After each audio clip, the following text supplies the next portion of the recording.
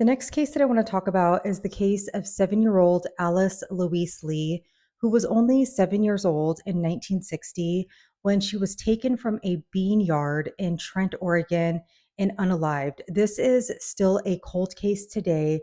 And I actually came across this case on the Oregon State Police website, where they do have a list of other cold cases throughout the state. Trent, Oregon is in Lane County. Here's Eugene here, and it's in this area here. Here's a little close up. There's Dexter, and here's Trent. It's very rural. I'd never even heard of it myself. Here's a map that they had put out in the media, and you can see there is the Swan, there's a cornfield here, there's the Swan's bean yard here. There is the owner of the Swan Bean Yard's home and Trent Elementary School, where she was getting ready to start, I believe, the first or second grade. Here's the highway. That little doll here is where she was last seen. It's August 29th of 1960, and little Alice heads to the Swan Bean Yard with her mother, Lucille, and her siblings. Alice was the youngest of 7 siblings. Her father, Ernest, actually was a foreman for the Pacific Railroad, so he was off at work. And her mom, Lucille, and the kids would pick beans in order to make some extra money to help out with the family. That morning, the older kids and her mom, Lucille, were picking beans in the bean yard, and they were in a row. And it was around 9 or 9:30 when little Alice said that she was going to go put her doll in her lunchbox. Some reports said that she was going to go get a sandwich out of her lunchbox, and that was around 9 or 9:30 that morning. Around 10 a.m., another little gal that was there named Marjorie said that she had seen little Alice in one of the bean rows. Now, her mom didn't notice or didn't report that little Alice was missing until around noon. Everybody starts searching for Alice around this property. She's nowhere to be found. The kids that were in the field started saying that they noticed that there was a strange man that was seen in that field that day.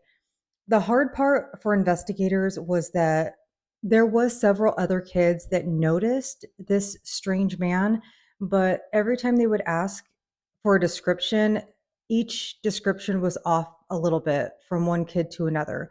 Also, he supposedly had on shiny shoes, and they said that stuck out because who wears shiny shoes in a field when they're picking beans? When the investigators brought out the bloodhounds to track her scent, it actually tracked from the bean yard to the school, and then it stops.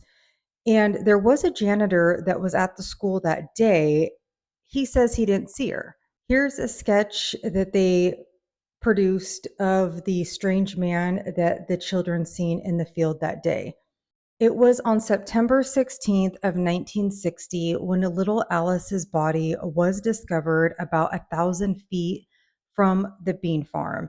And this is an actual photo of her foot sticking out from the ferns and all of the debris that was in the location where she was discovered. Her little body was discovered in a shallow grave in a small ravine, and one report said that they actually discovered her remains because of the smell of decomposition brought them to where her body was. It was determined that she died from strangulation, and whoever did this took her blue and gold corduroy jacket and used the jacket in order to end her life. The jacket was still found around her neck. And then whoever did this took the rest of her clothes, all of them, and put them in a neat little pile next to where her body was found. She only had on one sock. Investigators questioned a lot of people. There was a lot of articles where they thought they had somebody, but then that person would be ruled out. People that were working at the farm, the janitor, people that were falsely confessing.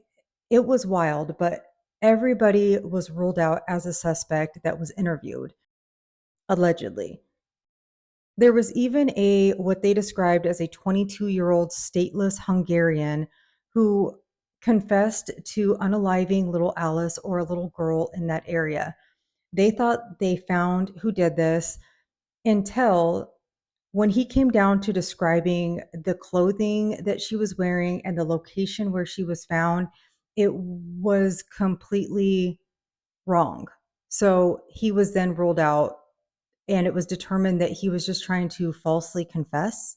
It's interesting that whoever did this did it in such a brutal way where they would watch her suffer to her death, but then neatly put her clothes in a pile.